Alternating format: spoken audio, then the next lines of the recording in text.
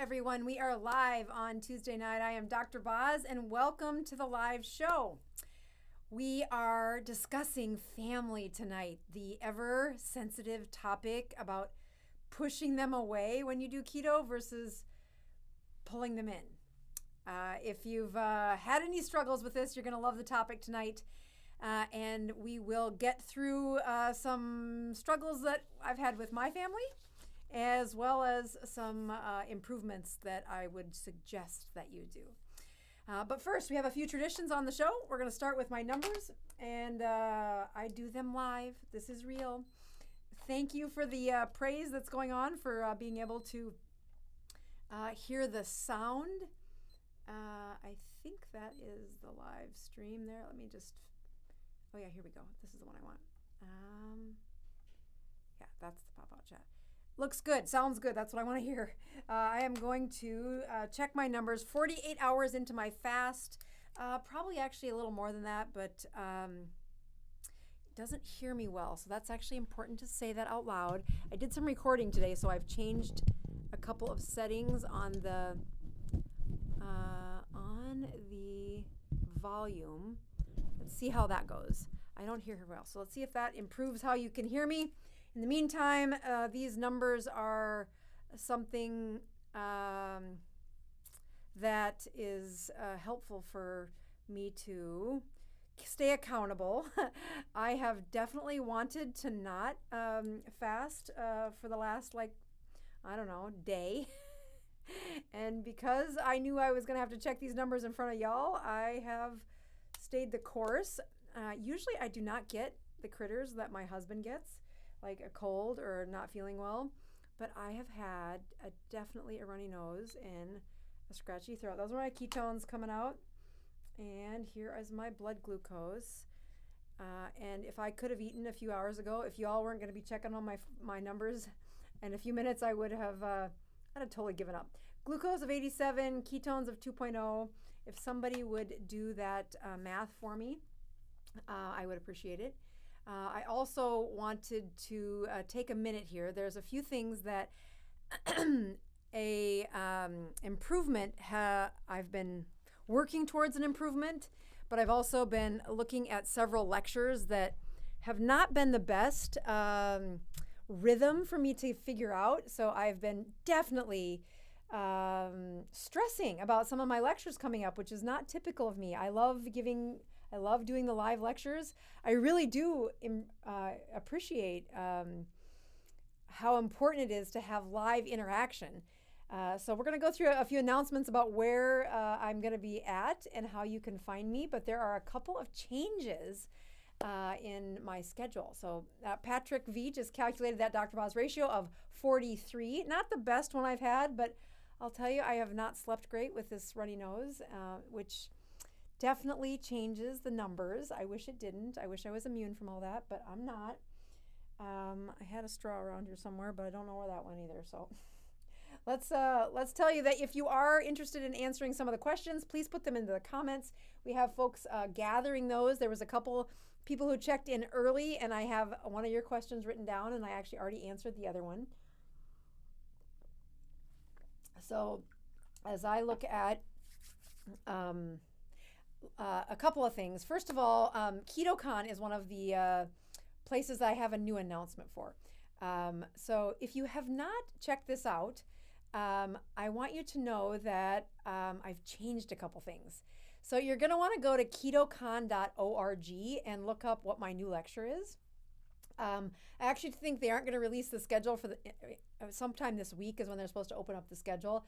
But I called the organizer a couple of days ago and said, I have this really cool thing that I just got to be part of, and I would love to debut this at KetoCON. So if you have been on the fence about whether or not you want to show up in July in Austin, Texas, I will tell you that 600 people that come to our booth are going to get a really cool free thing. I'm gonna keep it a secret. I'm so excited. I really am. That those that are going to show up, I will be glad to have you debut this. And I'm so proud of the people that really helped me get this done. I'm just the conduit for this awesome delivery to you, to point of care people. And it is truly something that I've been asking the world for and not getting really good solutions for. And it's live, and it will be, well, it's not quite live yet, but it's coming. So KetoCON has a new lecture, and I actually practiced this lecture, the first probably 8 minutes of the lecture I practiced at the support group this morning, and I had some of the best feedback saying, I have never heard it explained that way before. That was so insightful. That, having a support group is not an easy thing to lead, but it's also, it's a place where community does grow. And if you are in Tampa and you're looking for a keto support group, it is free at the Pin Chasers, which is the name of the bowling alley next door, 4809 North Armenia. And sometimes you might get to hear a sneak peek of my lecture and give me some feedback. I do want to really support the people that are putting on these events. It is a risk to put up a open, live, human interaction event in the year 2022 because of all the on-off switches we've had in the last 2 years for live events. But the folks running KetoCON have been just diligent about their performance, about their organization. And I have been upgraded that if you use the DRBOZ, you get $50 off. So I have another little place that I was going to show that. So we'll come back to that in just a second. Other announcements are, let's see, we'll take that away. Metabolic Health Summit is just around the corner. And let me see, I want to take away that, this one, oopsie, that's not, I'm looking for the text on this one, side by side. Where is the text for that? Well, I don't know how to take off that KetoCON right now. So it's supposed to say Bosworth, promo Bosworth on the bottom. Anyway, I'll just tell you about it. I guess it's still written there. But looking at the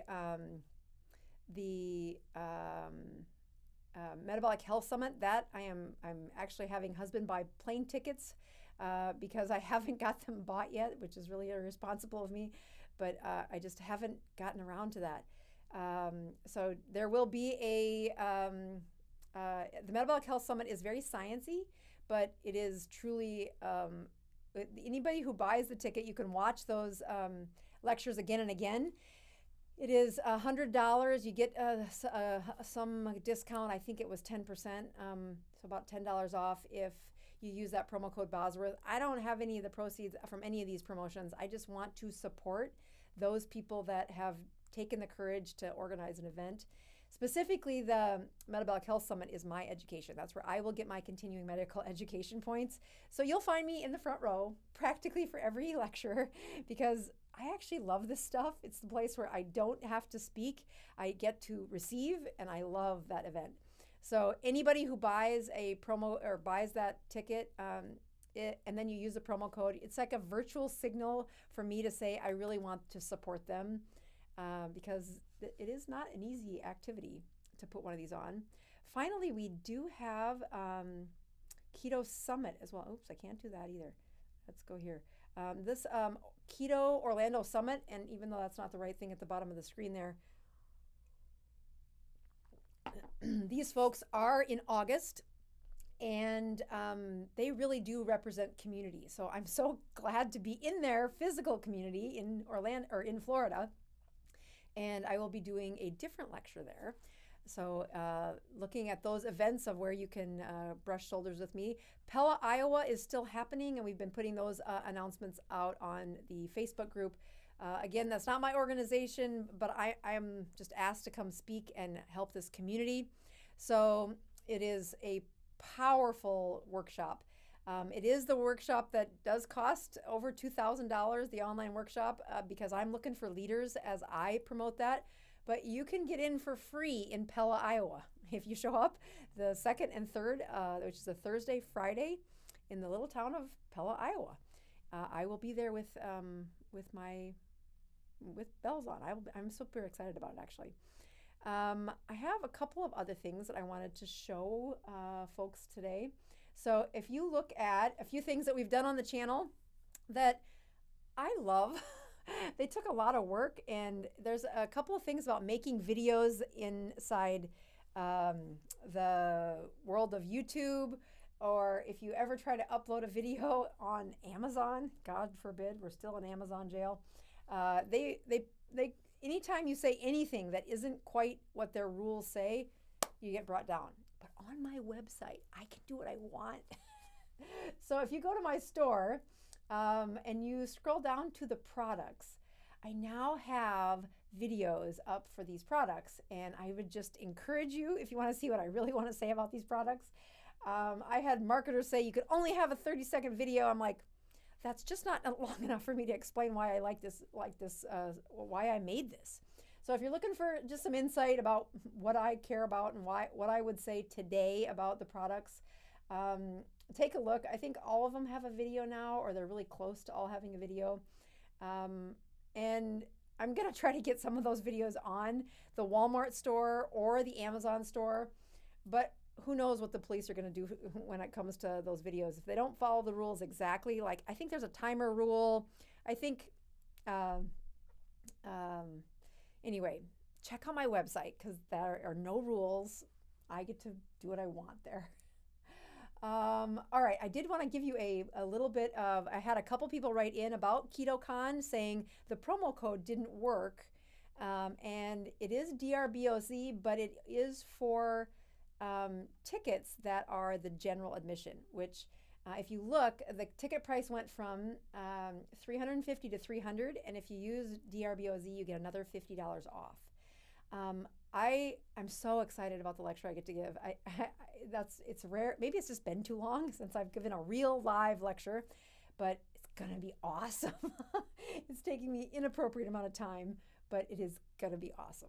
So I would highly encourage you to come, and you're gonna want to show up at the booth as quickly as possible because we only have 600 of these, and they're free, but you gotta show up. Okay, a couple other things. We will see if I can do this right on this one. We're gonna take away, if I go to, there was a really cool review here that won't take me very long, but I just have to say it out loud because many of you know I've been trying to get to 3,000 reviews, and now there are 3,007.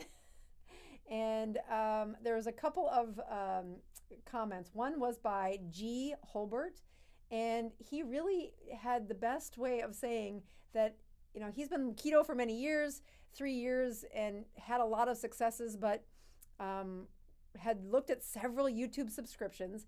And while they were useful, there is nothing like a carefully thought out, organized, well-written book to impress upon you the subtleties involved in making the ketogenic diet work for you. So he then goes on to describe the book and really said, I finished it in 2 evenings and will now venture on to the website and download the useful information. So that is, it was a great review. Thank you for writing that. Again, as a private author, as somebody who's, you know, doing it myself, which is definitely my personality, but it has its setbacks. So that means I really do need to depend on people to do their, this part, which is your reviews. So thank you. But I have to actually give a little praise to Susie, who writes about not Any Way You Can, but Keto Continuum, which actually to me is the better book. Any Way You Can is for beginners or for somebody who really needs hope. But it's about 70% story and 30% science. I wrote Keto Continuum and had it all science, but when my husband couldn't read it, he's like, you got to fix that. You cannot publish that. So I used a patient story, and it is a much better book. It's a much better book than what I started with, but it really is about 50% science, maybe even 60% science using David's story. And it really, Susie does a great job of saying, yeah, when I started it, I started my keto journey 2 years ago, and I wish I would have found Dr. Boz's teachings when I started. It would have saved me so much trouble jumping in and out of ketosis. Dr. Boz's teachings eliminate all the keto clutter. She goes on to write a really good review, but if you are looking for a straightforward answer, the cheapest way in is those books. The secrets are in the books. And she wrote a great review. Thank you, thank you. It is the best way to say thank you is write a review. So I appreciate that. All right, well, I am going to hop over to our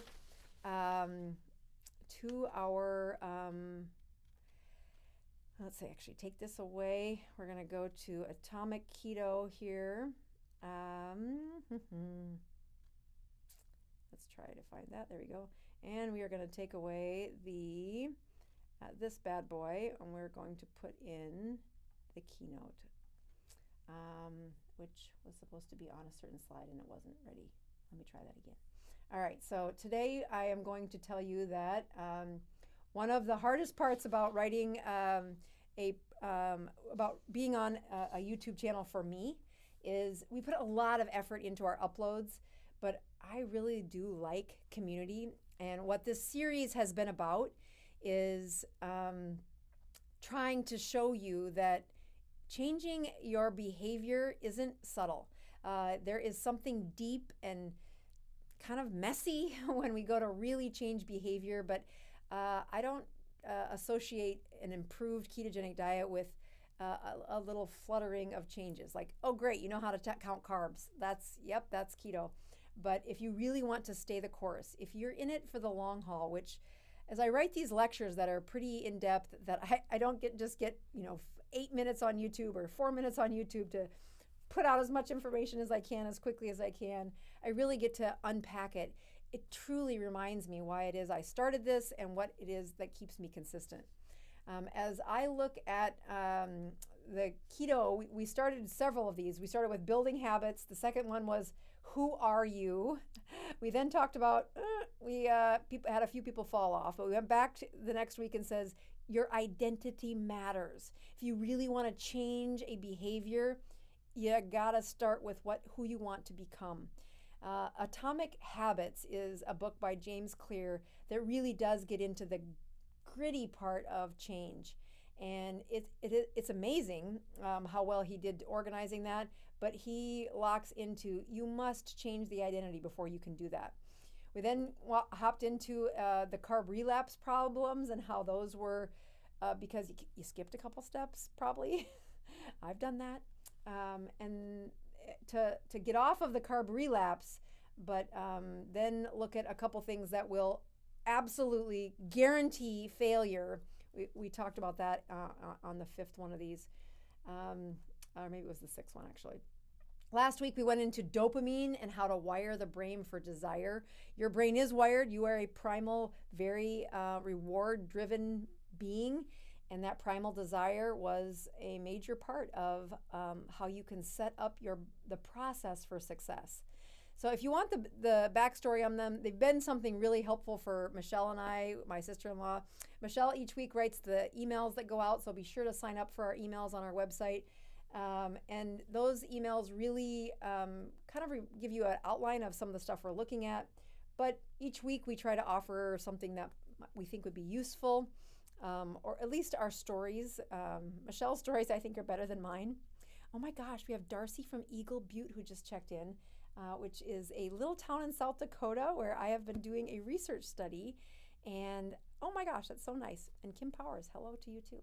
All right, so tonight you're going to see that family, they're good and they're not so good sometimes.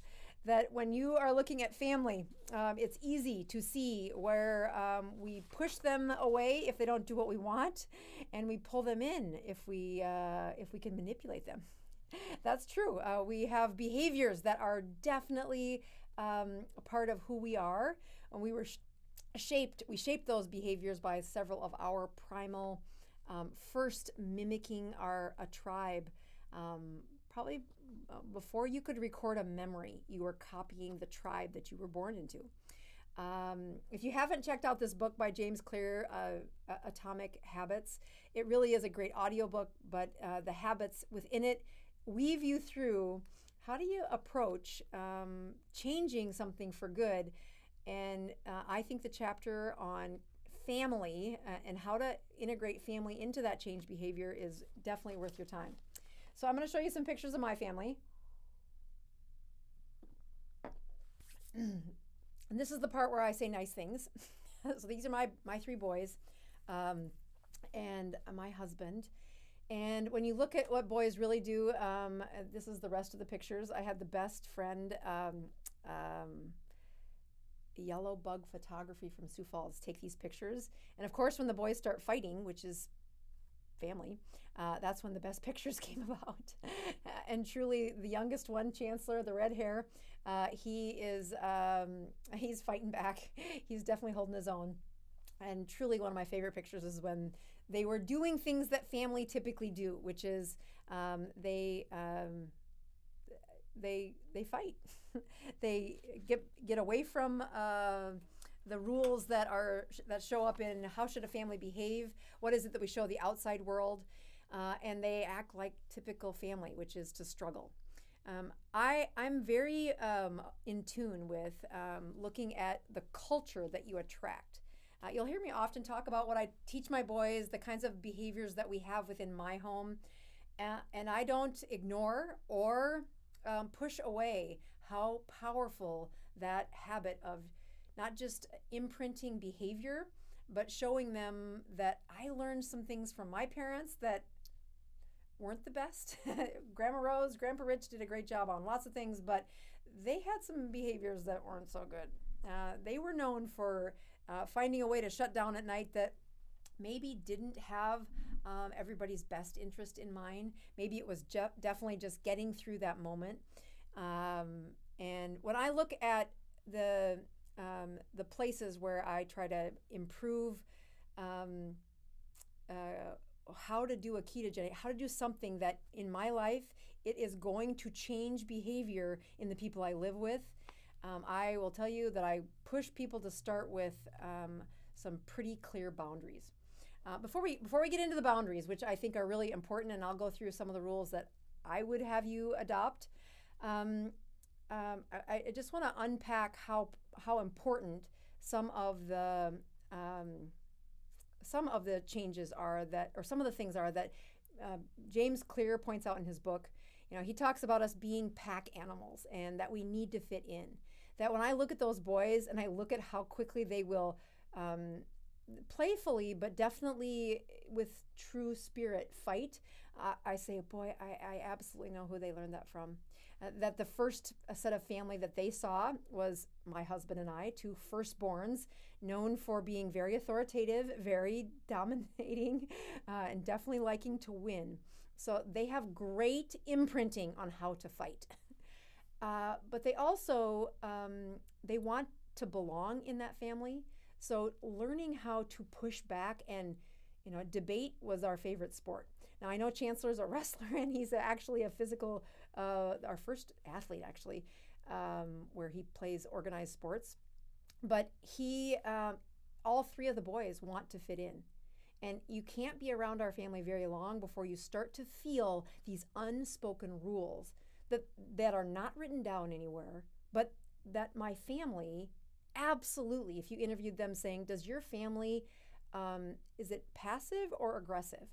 And there would be no doubt that all three of them would say, oh, if you're not aggressive, you're going to die within about 3 days in our family. Very much apart, they wanted to be included. They did not want to be separated or excluded from the family, so they pushed back. They debated. When we look at that early age imprinting, it really is rooted in this, the wives' tale that you don't want to become your parents, but some of the first and most earliest behaviors that are copied will be the ones that are the hardest to unwind. And as a family, if your family, like my family, my primary family, I've shared this a couple weeks now, we celebrated with a very lovely ice cream at the end of the day. My dad was one of many who said, oh, at the end of the day, you're supposed to drink a beer. And then that's what you're supposed to do when you're sweaty before you even come in the house. And then when you come in the house, there was no drinking, or not much drinking. The drinking was always meant to be outside when you're hot. It's associated with that. In my mind, that's still true. But when you get around family, you're supposed to play cards and you're supposed to have ice cream. And those early imprintings or imitations that I wanted to be just like my parents. You wanted to be just like your parents. Even if you tell yourself, I don't want to turn out like my mother. I have patients say this all the time. I don't want to turn out like my dad. I don't want to copy that behavior. But it is very ingrained in our sense of tribal and pack animal process that we want to belong to that most intimate group. So as you look at a culture within a family, that culture is a desired behavior that you will join the culture where the desired behavior is normal. When people say, why is it so hard to change this eating pattern?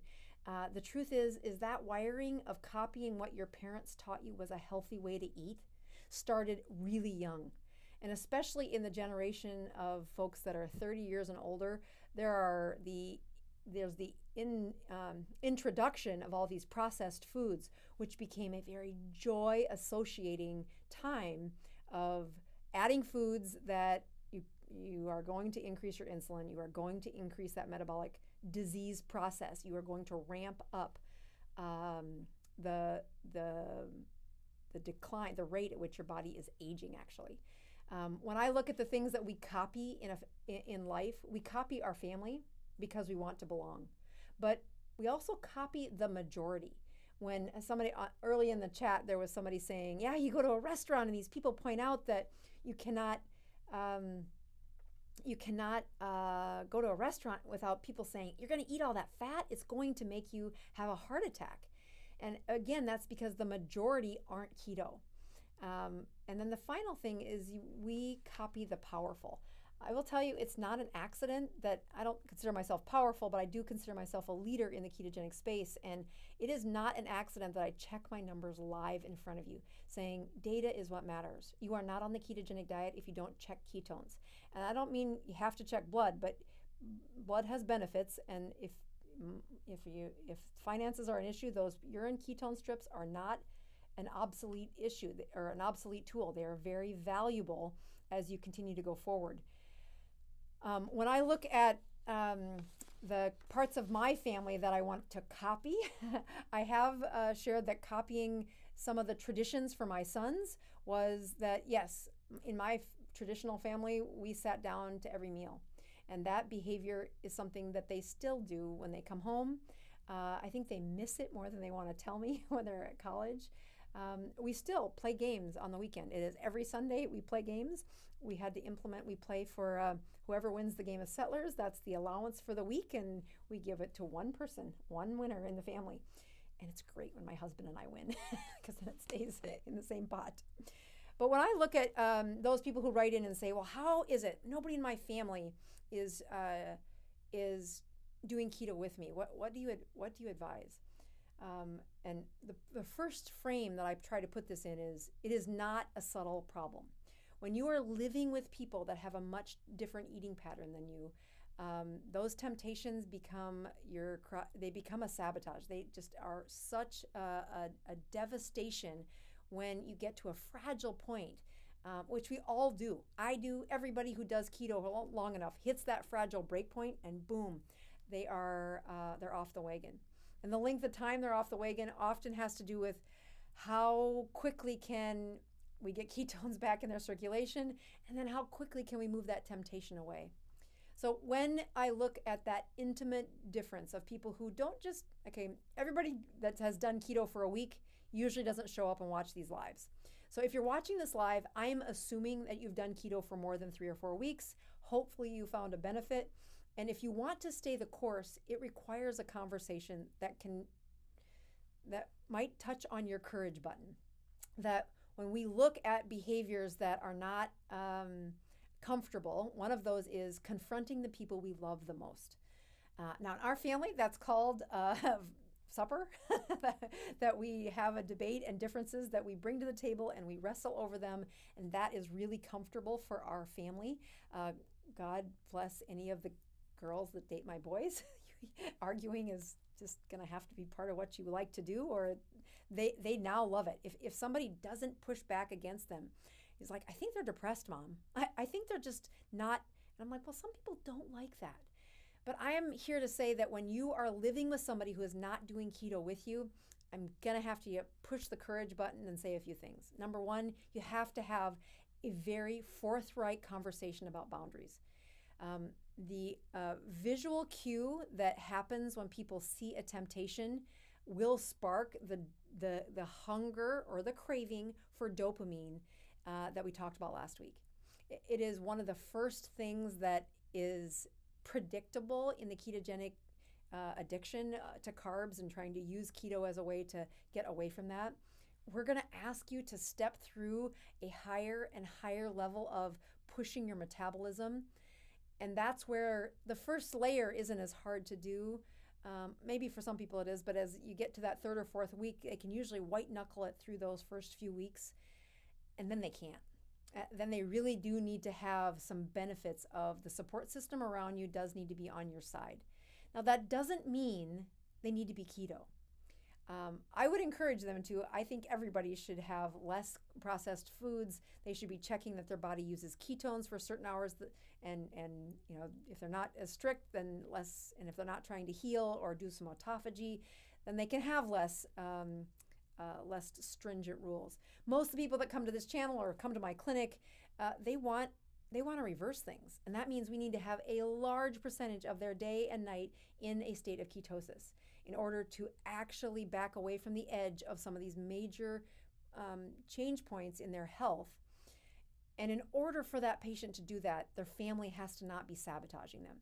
So the boundaries that I talk about are, in my world, keto foods don't come into the house. I am just too good at finding where they hide things, or I don't want them eating it, first of all. If they eat it, I don't want you eating it in front of me, and I don't want you bragging about eating it. Eat it, do what you need to do. I've got adults in the house now, but don't bring it into the house. So that was my rule, because every time it was in the house, I was the one eating it. And I would do things like, I'm going to buy this for my kids, or I'm going to buy this because I know my husband likes this. And I was the one eating it. I was the one that was truly craving.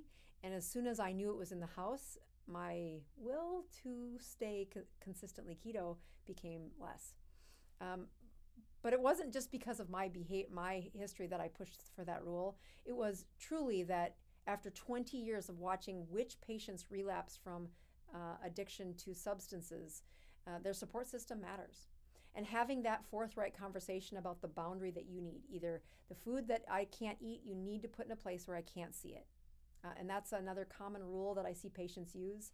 The other parts are when a boundary is set in a very stable, controlled tone, conversation setting. It has no nagging. It has no begging. It has no bartering. It is I need your help. It is offering a moment of vulnerability to say, I really want to reverse these things. I really want to be healthier. And you are you're on the inner circle. You're the ones I trust the most. And in order for me to succeed with that, I really need you to help me with some rules that I'm too fragile to have you tempting me at this stage. Maybe in a year or so, you can do some of those things, but I can't seem to succeed in where I'm going when I see, and that's where either I would say the foods that you can't eat, you can't see, or keep them out of your house. Personally, if you have kids, I would keep them all out of the house.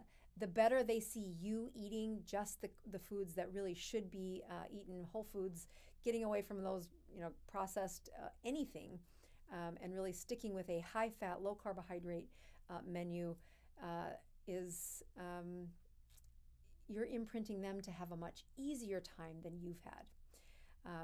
Having said that, there are some tricks that I will save till the very end, and then I'll tell you how I want you to learn those. So again, family is one of those curses. Can you push them away? Can you attract them in?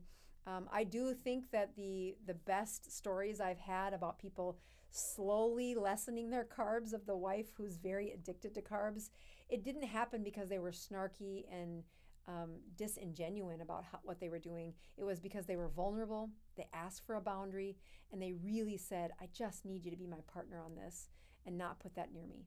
So I would push you to keep trying to have that conversation. We are going to do my favorite part of the show next, which is answer your questions.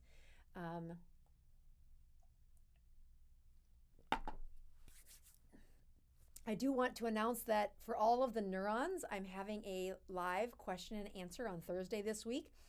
It's at 4:30 Eastern Time. So that will be 3:30 Central, 2:30 Mountain, 1:30 Pacific time. But I've got several of you that have some really good questions, and I'm going to use some slide decks to answer that, which is, it's almost like a live lecture because I really like getting a full circle of not just answering a little bit of what you're trying to ask, but truly giving a deeper layer of answering that.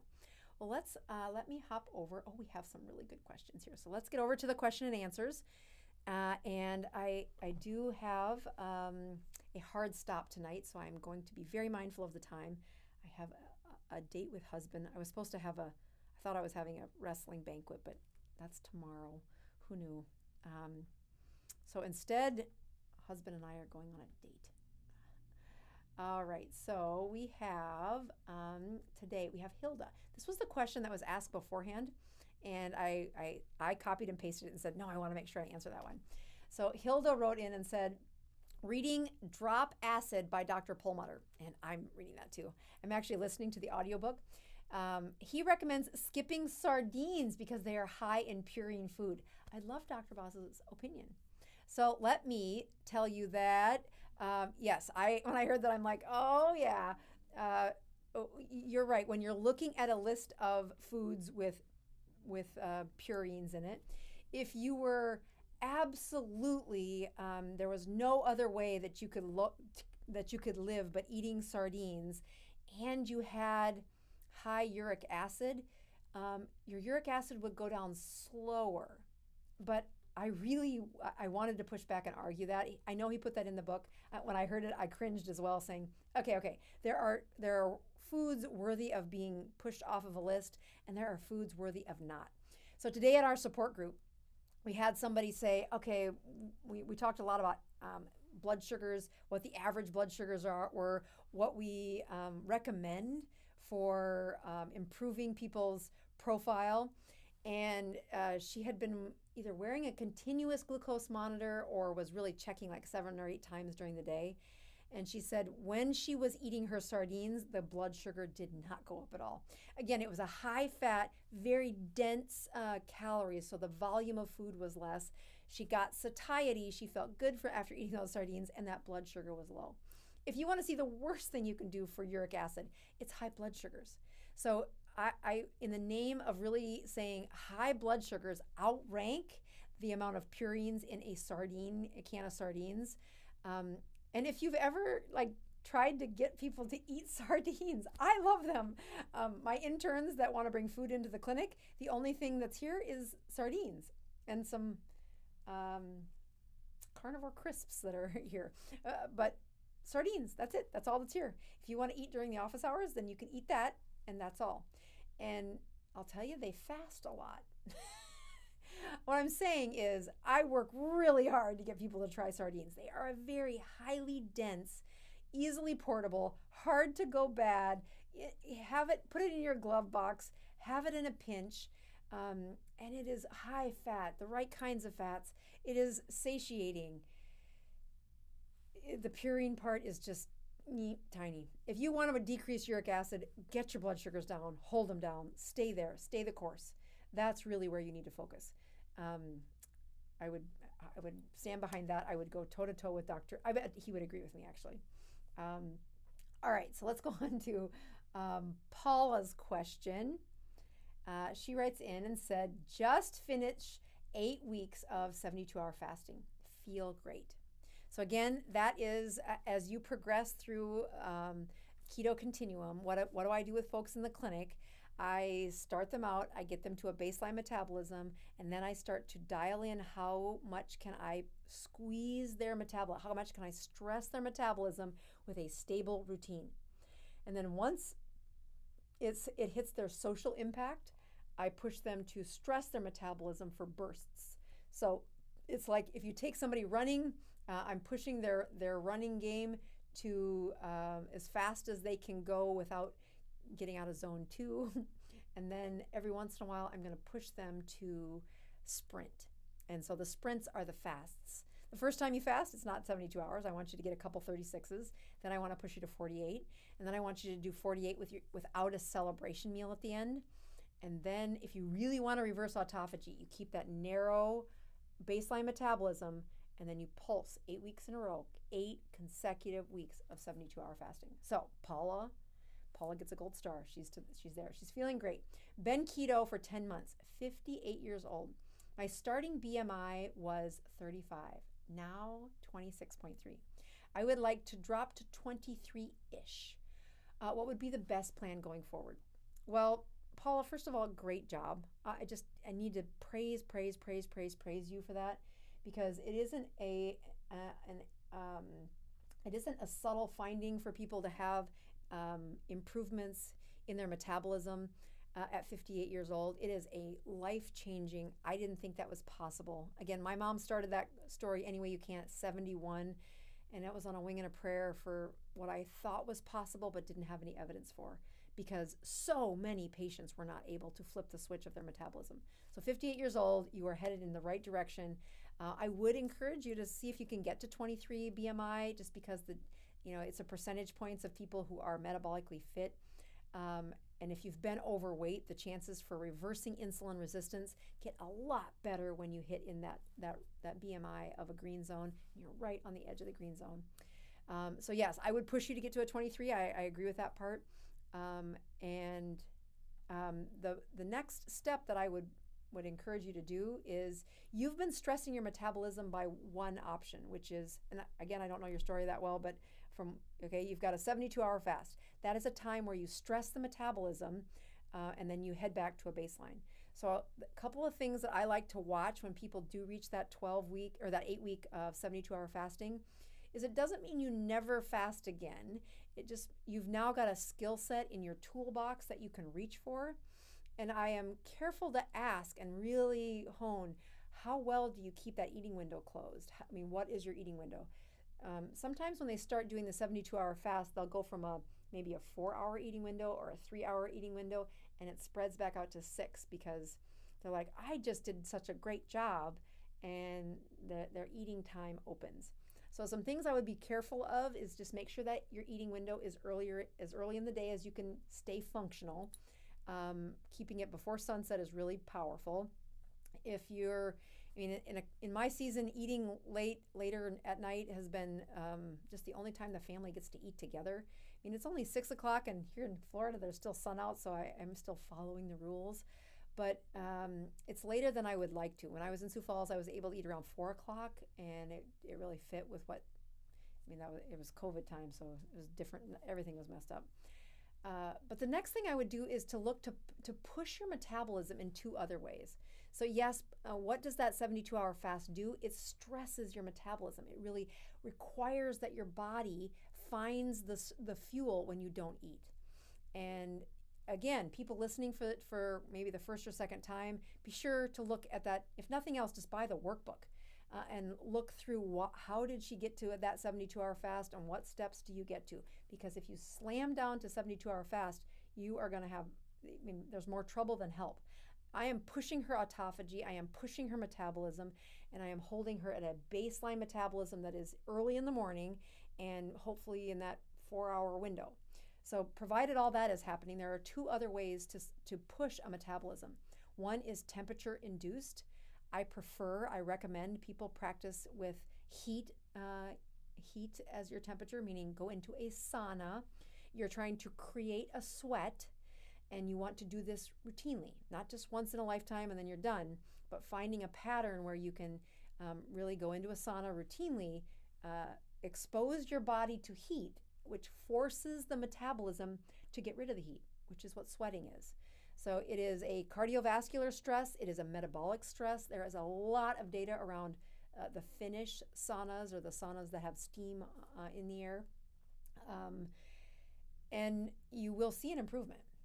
But the other thing, the third way that you can stress the metabolism, so fasting is a stress of metabolism, heat induction, and I have other times where I've talked about saunas on different questions and answers, but you really want to work your way up to, I count sauna when I get to 19 minutes at that 180 degrees. I was a lot better when I was in Sioux Falls because I had access to a sauna in my house, and now I don't. In fact, that's where our date is tonight, is to go into a sauna. And right now, my metabolism only lets me go in for about 10 minutes, and I gotta get out because I think I'm gonna die. and then I go back in for another 10 minutes. So 10 plus 10, and I get to the 19 minutes to call it a true stress of metabolism. The first time you do it, you're probably going to make it. I mean, I think I made it 2 minutes the first time I did it. So don't hold those expectations. Just like you couldn't do a 72-hour fast and reap the benefits without building that skill set. That's a skill set to get to 72 hours of fasting. But the other one is muscle strengthening. And that is, I have a video we're making actually about what are my workouts now that I've kind of found a little bit of a rhythm here in Tampa. And so I recorded some of the activities I do at Orange Theory, which really is interval training for treadmill and interval training for weights. And one of the ways you know that you're doing a good job, you're actually pushing metabolism, is that first of all, you broke a sweat. And second of all, you pushed a muscle set, whether that's arms or abs or back or butt or squats. You pushed a muscle set that the next day you had a little bit of pain. And people say, oh, you shouldn't work out to the point of pain. I'm like, no, I'm not saying work out to the point of pain. I'm saying when you do resistance training, you should tear the muscle enough that the next day it has to repair. And you should tear the muscle enough that you had enough reps that the next day you could feel it. You could feel, oh, I worked out arms yesterday. Oh, yesterday I did push-ups. So when I look at people that are stuck in that, they've got a lot of that metabolism improved. They've got a lot of the weight off, and they're trying to really push their metabolism and their health to the right level, which is the right answer, Paula. And I would push you to keep fasting in an interval, whatever you feel like you can maintain. I'd have you reach for a 72 about 1 out of every 3 or 4 fasts. Grandma Rose fasted for 72 hours. You did the 72-hour fast weekly for, I think it was like 28 in a row.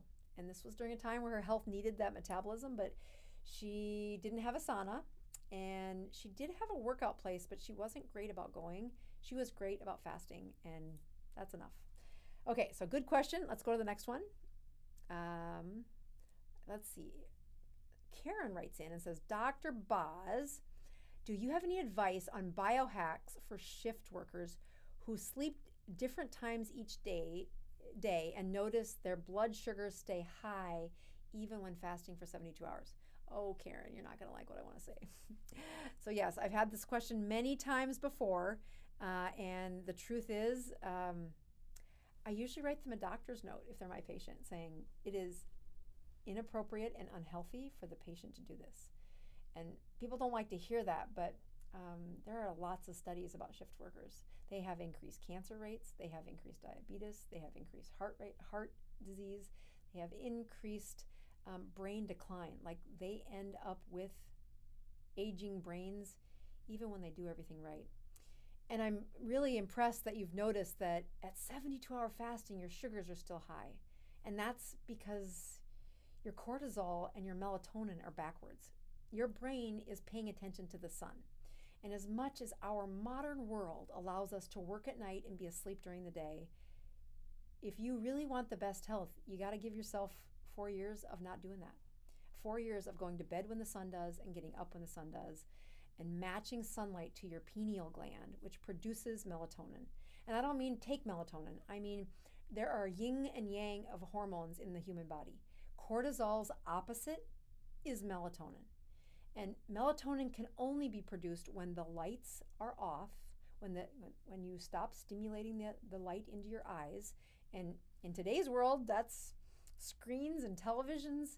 But once that is off, then your cortisol can go down and your melatonin can go up. And that is the first step of correcting metabolism that really is linked to improved health. But shift workers, they can't find that rhythm. 25 years of the night shift only, and their cortisol still goes up at 4:30 in the morning. Meaning that's when non-shift workers' cortisol goes up. Maybe a half an hour earlier, actually. So they were able to shift their cortisol after 25 years of shift work by a half an hour. It does not, people say, oh, doc, I'm used to it. Oh, I've done it for so long. I'm like, not according to your internal clock. So I know that isn't it's like swallowing sardines for the first time.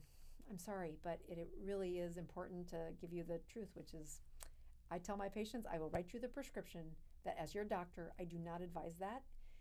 And we can see if we can get your supervisor to agree. And it's worked a lot. All right, let's go to the next one. So Vivian, should I eat a ton of magnesium-rich greens before a fast to avoid cramping? No, you should float. Okay, so anybody who knows, so this past week, I have been really thinking about somebody in my support group whose journey, just kept weighing on my head. And I was writing this lecture. I gave that sample lecture this morning, and he totally lit up with with what the lecture information gave. But anybody who's come to my support group knows the answer to this question because I get it a lot. How do you replace magnesium? And I'm telling you, I have read books, I have read articles, I have done the research, and there are a lot of answers for how to replace magnesium because not many of them work. There are two that I recommend. They're in Keto Continuum, and it doesn't involve eating the magnesium-rich foods, because if you sample the soil where that supposed magnesium-rich plant was going to get that food, there wasn't enough magnesium in the soil to deliver on the promise. Our soil is universally depleted. Supplementing with magnesium is just so spotty on which harvest was able to be supplemented that well that I don't trust it. I do trust two things. Number one, a magnesium float. So Google, magnesium float near me. And they are these floats where I would encourage you, if you're getting cramping during a fast, it is a very good sign that you're low on magnesium. And when my patients come in with that low of magnesium, I say 5 floats in 10 days. So over 2 weeks, 10 days is perfect, but 5 floats in 2 weeks. And so if you go into one of these floats, you're going to want to ask for their coupon, their packet, because you're going to need more than 1 float to get that magnesium up. And so the way that people don't get scammed when you do a float is if there's enough magnesium to keep you from sinking, there's a lot of magnesium in there. I thought it was fake news that you could absorb magnesium through the blood vessels or through the skin into the blood. But there are a couple of very good studies that say, by golly, the magnesium does go up when they're in that float, and which was shocking to me. I was like, that can't be, but it indeed does. And you only have to go a couple of times to say, all right, I don't know what I was thinking that took me that long to find what a magnesium float does.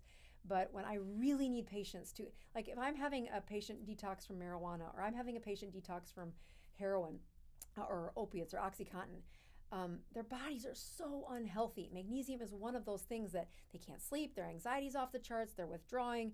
I schedule, you have to go buy a packet of magnesium floats and you have to do 5 floats in 10 days. And they think I'm crazy. The first time is kind of weird because they're like, what do you mean? I'm in my birthday suit and I'm doing what? But then they learn to relax. And by the 5th float, they're like, oh my gosh, I cannot believe how many of those symptoms are reversed. So number 1, I recommend a magnesium float, and I have several videos on that before. But number 2 is milk of magnesia.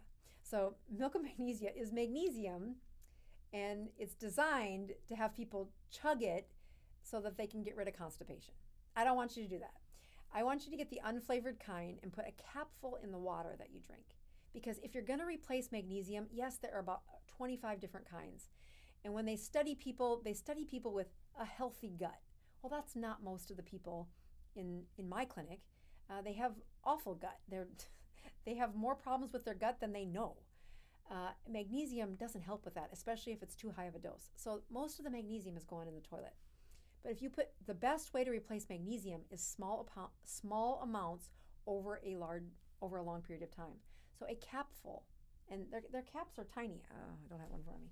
They're tiny capfuls for that milk of magnesia, and I say put it in your water and sip on the water all day long. Just drink the water that's in front of you. Put it in your coffee. It's unflavored. It doesn't taste anything, and do that routinely because it's cheap, it's easy accessible, and it's the slight dosing of magnesium that wins. Every study is small amounts of magnesium over a long period of time is the only one that won again and again and again. All right, so I have about 2 minutes before the top of the hour, which I have a date with husband, and I do not want to be late.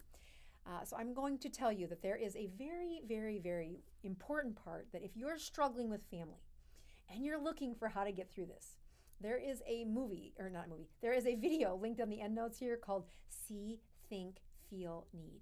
See, think, feel, need. See, think, feel, need. These are 4 steps that I teach people about the neuroscience, about how to have when you're in the middle of a confronting conversation and you're about to go, rawr, but you'd like that relationship to not end in divorce or or explosion. You'd like to navigate to the other side of this and actually have a functional outcome. See, think, feel, need. See, think, feel, need.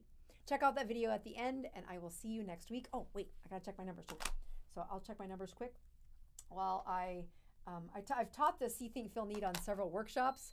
I learned it a long time ago, and then I was helping with a boys' home, and these boys were, I'm aggressive and I like to debate, but these boys were, they were awful. All right, checking my ketones here. I don't know how many ketones are going to be in this, because that drink was pretty weak. So I don't know if I'm going to raise it at all from 2. 2.3, okay, 75. So a little better than when I started. I absolutely have, I keep telling myself I'm going to get to 72 hours of fasting, and I'm not there yet, but I do appreciate you tuning in. I will see all of you neurons on Thursday for live question and answers, and I will have the slides ready. And in the meantime, we will continue to improve your health one ketone at a time. I hope anybody who can come to Austin in July and then be one of the first 600 to show up at our booth.